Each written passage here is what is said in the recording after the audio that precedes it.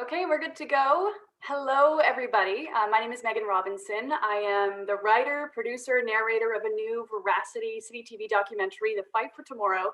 It had its national premiere last night, and now it is streaming across the world. I cannot believe this film is actually in the world. And joining me right now is Dr. Melissa Lem, President-elect from the Canadian Association of Physicians for the Environment, or CAPE, one of the characters in the film. Thank you so much for joining us today, Melissa.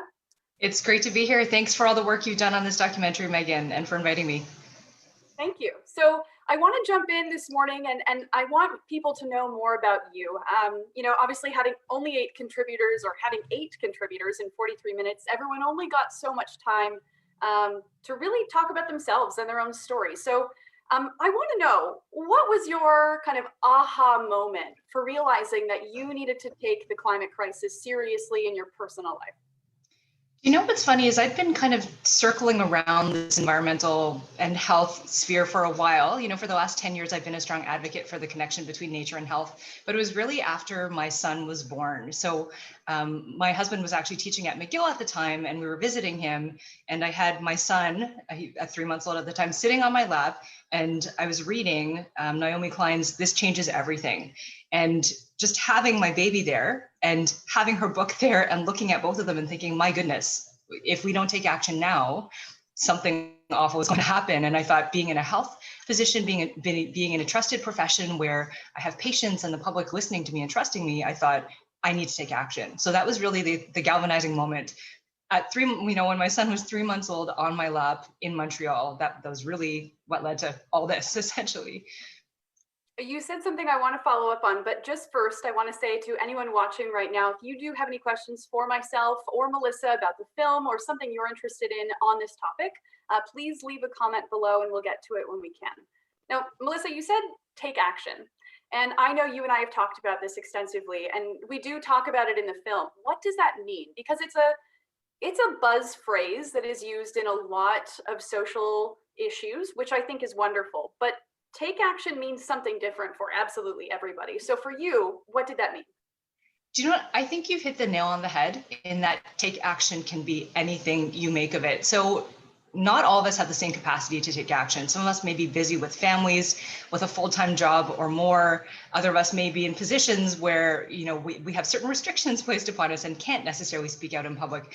But really, I think taking action, it's based on what you can do. So for example, again, I really focused on my role as a healthcare provider, and I thought, what can I do within the healthcare system and with my patients, and again, with the trust the public has at large, to take action? So I thought, for example, in my case, I decided to try to start Canada's first nature prescription program with the BC Parks Foundation, which I think we'll speak about a little bit more. But action can be as small as changing what your family eats, eating a more plant-rich diet, to deciding to active commute more and drive your car less. It can be if you want to talk to your MLA or your MP about climate change and the different pressing issues that are facing Canada right now. That's another way you can take action. If you like to write, you can write op-eds and articles. Like, there's so many different ways you can. And what's important is that people are doing something. If you're just sitting back and waiting for other people to do things, no one's going to get anywhere. So I think collectively, if we can take small actions, medium-sized ones, larger ones, that's what's going to make a difference. I spoke to so many people for this documentary, and obviously only 8 of you made it to the film, but I was offered some really cool insights and perspectives. And a phrase that I learned from Dr. Miriam Diamond from the University of Toronto was social cohesion. And I'd not heard that phrase before, but of course it's been used for a long time. She was just the first person who said it to me. And she said that's what this will take. It's going to take social cohesion. And the way she described it to me was, when you look on your street on recycling day or garbage day, everybody on your street is doing the exact same thing. They believe in it because everybody is taking that action. And even if it feels like a small thing to put your garbage out or your compost out, you're all socially, working together towards a common goal to have these things, taken care of in the most responsible way. Obviously, it's very different in different places in the country. How much actually gets recycled, that's another story for another day. But as you mentioned, social cohesion. And I think one of the things that really strikes home for me is how often people say, well, I can only do so much. what does my one action or having a vegetarian diet mean if this is a giant global issue? But that's not the case. Small things do matter. I'm wondering, what are the things that you do? I mean, you're very knowledgeable on it, so I feel like you're far and above some of the rest of us. But I'd love to know. There's definitely room for me to move within what my family does and what I do at work. For example, I just had an interview with someone about sustainable healthcare and what I can do in my practice. But I think in terms of what I do, one major thing is we actually don't own a vehicle. We don't own a fossil fuel powered vehicle. So when we lived in Vancouver, or in Toronto, sorry, we moved out to Vancouver about 5 years ago, we owned a hybrid vehicle and it sat because we lived in the city, and we thought, why do we need this, partially gas powered vehicle? So we decided to go car free when we moved to Vancouver. So we take public transit everywhere, or ride our bikes, or walk, and stay local as much as we can. So that's one major thing. Another thing, which I have to admit has been a bit more difficult, is committing to not fly as much. So I love to see different places. I love to experience different cultures, but we've committed to driving as much as we can, or also just doing more local tourism also. I think those are probably two of the major things that most people can do to try to reduce their impact, reduce their carbon footprint. And then we also eat a primarily plant-based diet. And then I think, just again, in terms of what we're doing, talking about it, right? Just I talk about it with my patients sometimes. I'll talk about it with my friends. I think that's one of the biggest impact things that we can have, is just keeping climate change in the discourse among our neighbors and friends and people who trust us. You alluded to it a little bit earlier, the Parks program that you are championing right now with the Parks Foundation. Tell me more, please. I know that it's in BC and in Ontario now, having launched, but what exactly is it, and how can people get a prescription? Yeah, well, PARX, thank you so much for bringing that up. It's my baby, and I'm so proud of our team for launching it during the pandemic. It's Canada's first national evidence-based nature prescription program, and it kind of follows the work that our colleagues have been doing around the world. So I think the US was sort of the first to launch a national nature prescription program about 10 years ago. And then I believe there are also pilots happening in the UK and elsewhere. So we launched in November 2020, and we thought this is a really important time for us to be getting this message out there that nature is important for our health, especially during the pandemic, where outside is the safest place to be. And so if you want a prescription, currently you do have to be living in BC or Ontario, but you can get a prescription from any licensed healthcare provider who's signed up to prescribe. So that could be a physician or a nurse or an occupational therapist, a licensed psychologist. And essentially they would talk with you about how you can incorporate nature into your everyday life, typically focusing on what you can do locally, because we don't, spending time in nature in a meaningful way doesn't have to be up the side of a mountain or in old growth rainforest. It can be in your city park, just in your own neighborhood. So again, we try to find ways to incorporate nature in easy ways into your life. And there are also all kinds of different evidence-based fact sheets based on health issue that you can find on our website about how scientifically nature is good for our health. So part of the reason we're doing this also is to kind of create a movement of support for conservation and for nature-based solutions for climate change, because evidence does show that people who are more connected to nature are more likely to protect it and behave in more pro-environmental ways. So it's kind of a two-pronged thing. We're improving people's health and hopefully the health of the planet at the same time. Yeah, you mentioned the pandemic too. I mean, we've never seen more people in Canadian parks than now. And I feel like for decision makers in this country, they should be looking at those numbers to say, like, this is a really big, important thing, that everyone has fair access to nature and to parks, not only, as you said, for mental health and physical health, but because they can act to protect it the more time they spend in it. You live in one of the most beautiful places ever, period. What is something that you enjoy doing, when you want to just have a break and breathe some fresh air? We make sure, with our family, to go out every single day for at least half an hour. Or sometimes it doesn't seem like enough, but to go out for a walk, for example, in the most green places that we can find in our neighborhood. So I think in the documentary you saw, we spend a lot of time in Pacific Spirit Regional Park, which is gorgeous gorgeous, full of the moss and the tall old trees that my son loves to hang out in. But we also are lucky to live just a few blocks away from the ocean. Like you said, I know, Megan, not everyone has access to the same nature that we have here. But again, we'll go for walks to the beach every single evening. So I find it so important. Honestly, there's some days when I don't have the time to do that, and it's awful, and I really feel it that day and the next if I don't have my nature time. So just fitting it in and finding what nature you have in your neighborhood, that's what we do. I'm so grateful that we were able to shoot in Pacific Spirit Park, and our associate producer in Vancouver, Jenny, was able to make it happen for us. But you have a personal connection to that park, and I'm very glad that we got to film there for that reason. Can you share that? Yeah, so I actually visited Pacific Spirit Regional Park for the first time after grade 12. So I was a high schooler in Toronto, and I actually applied to and was accepted to Nerd Camp. It's called Shad Valley, actually. It kind of focuses on science and entrepreneurship. And I was lucky enough to convince my parents, who wanted me to stay in Ontario, to go out to BC, to go out to UBC for that camp. And so that was, I think, the first time that I really experienced those amazing tall trees that BC has to offer. Just looking up at the canopy, seeing those massive banana slugs. I don't know if everyone knows about those. They can be the size of your hand. And just thinking everything is so big out here. Everything is so beautiful and green. And I want to come back here when I grow up. And somehow we made it happen. So I'm happy about that. I'm going to take a question right now from Anne. I'm wondering, Melissa, I know you watched the film this morning. What surprised you about the documentary? Yeah, a lot of the work that I do at the intersection of health and climate change is trying to point out the positive things that people can do. And I think the film really does that in a good way. But I was surprised myself at how affected I was by the actual devastation that's happening and what people are going through. Like, it was probably aided by the dramatic music and all the visuals, but I was thinking, oh my goodness, like this is making me feel even more galvanized to want to take action because of all the awful things that are happening. So I think I try to work in a space where I'm always thinking about the positive, even though I'm aware of the negative. But I think, Megan, I think your documentary does a good job at kind of getting at people's emotions and heart, thinking about this is what's happening and making people want to take action. Thank you.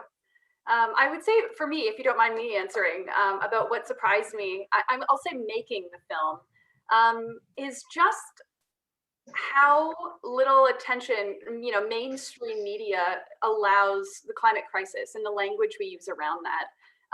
It's interesting because, and Catherine Potvin says this in the film so beautifully, in that we've scared people into inaction as scientists, as media, because it has not been helpful. It hasn't been take this tangible action. It has been, we're all doom and gloom.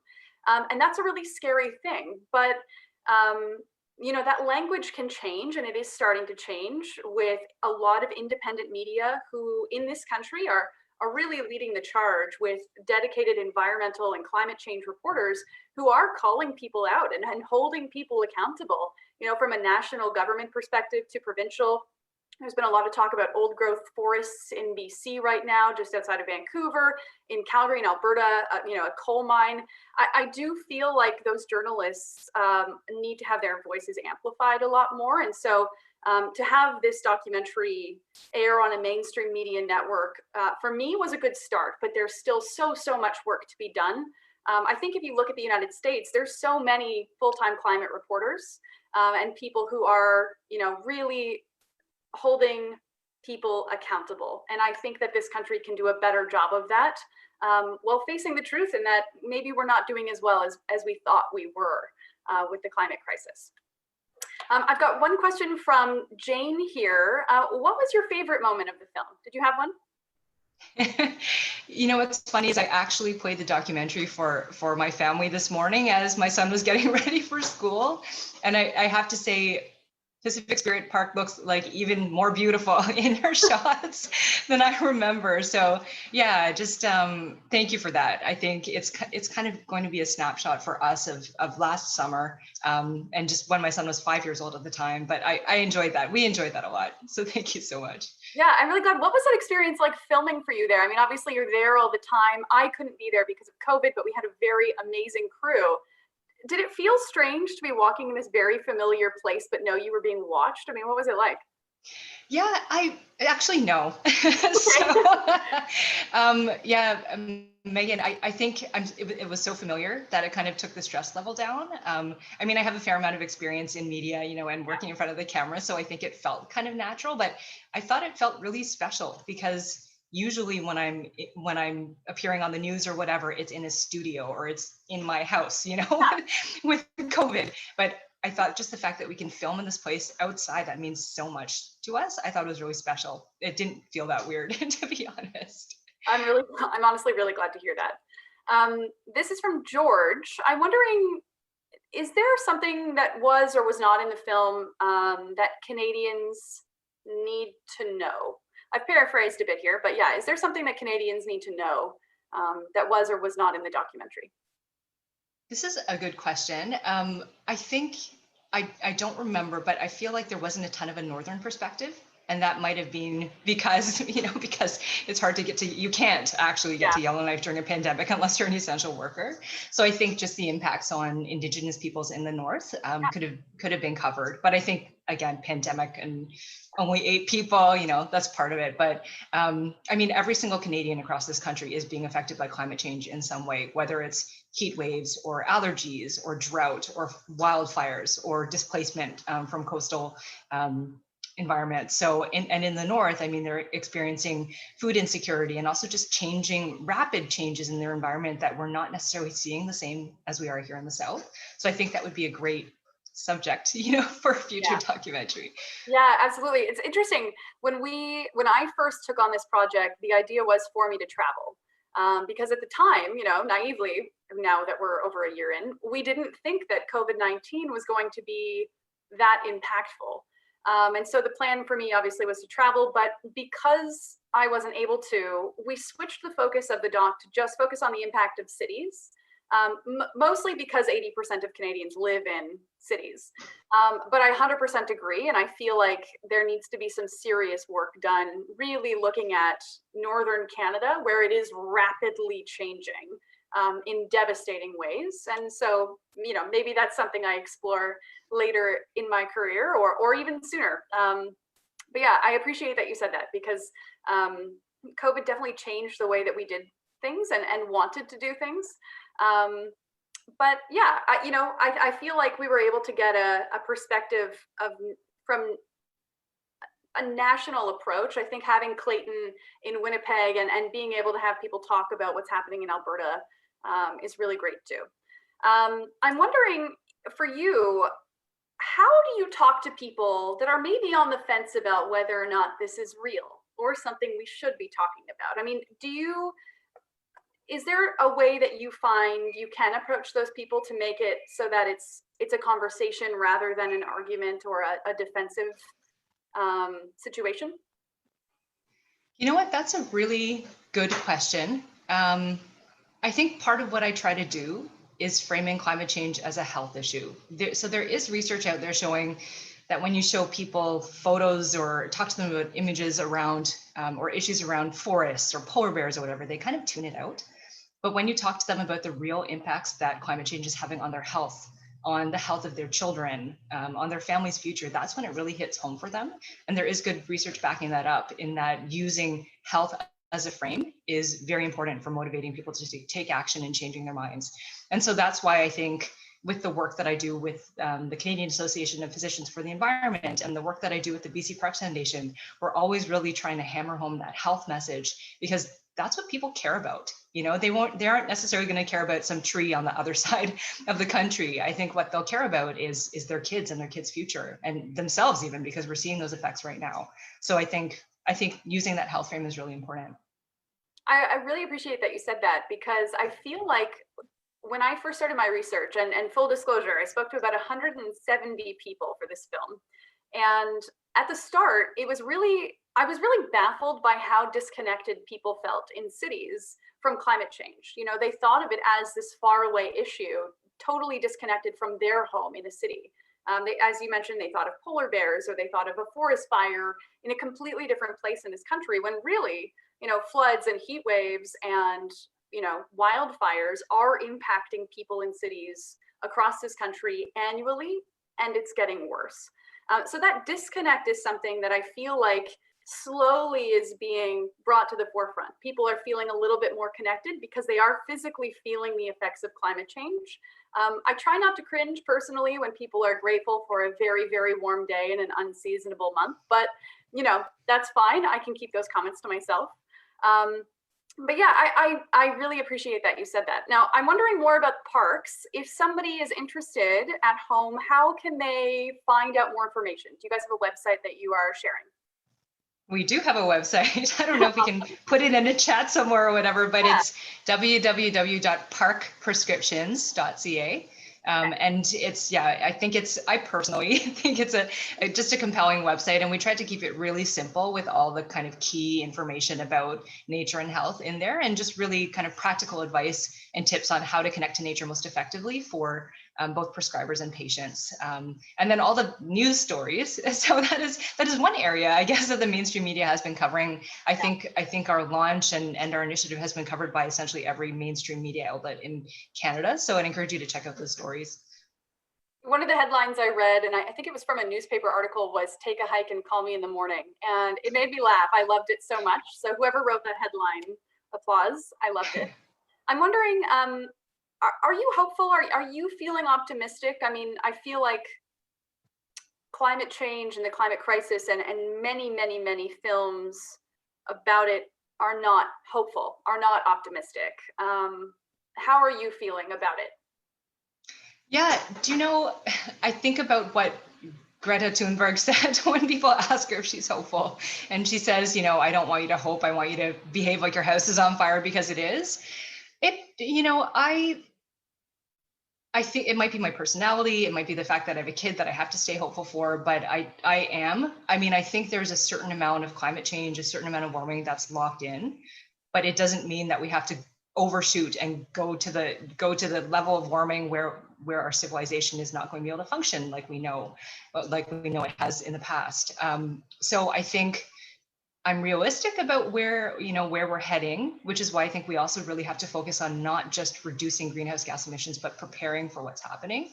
But I see what's happening with the youth movement. I see what's happening among my colleagues. I see that, the steps, baby steps in some ways, that different governments are taking towards taking action on climate change. I'm especially happy about what's happening to the South. That represented a huge change in terms of climate policy. But I think there are steps that are being made, but I think we have to make them faster. And I think I said in the film, it's a quote that one of my colleagues, Dr. Courtney Howard, who's the past president of CAPE, always says is action feels better than anxiety. And so I think just the fact that every single day I'm doing something about climate change makes me less anxious and gives me more hope that there may be more people like us, like my family, like my colleagues out there who want to make a difference. Absolutely. There are no other questions in the comments section right now. So we'll wrap it up there. Melissa, thank you so much, not only for your time, but for being in the doc. I really appreciate it. Megan, and I want to thank you so much for all the work that you've done as someone in the mainstream media to bring this message forward. It was amazing. And I think every Canadian, every policymaker should be watching this documentary. So you're awesome. Thanks so much. Thank you so much.